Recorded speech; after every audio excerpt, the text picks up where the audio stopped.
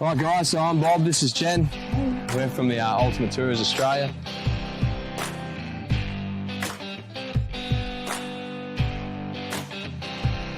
This is just a little 100 amp hour lithium. This is the Elite battery, so it hasn't got the Bluetooth and stuff like that, just a little bit more basic, a little bit more affordable. With the Explorer kit, so just a 40 amp DC-DC, just a basic battery, Enerdrive battery monitor, like that one's got the Marine. We didn't really need that. So the guys at Enerdrive also reached out to us and mentioned that they can also do a custom UV print, and we were able to send them one of our photos. And we're glad we did, because it looks bloody unreal, so that's an option that's available for anyone too. Mate, we constantly got the drone on charge. Drone, the laptop. The GoPro. Yeah, which we can do in here now. The iPad will be in here. The toothbrushes. Yeah.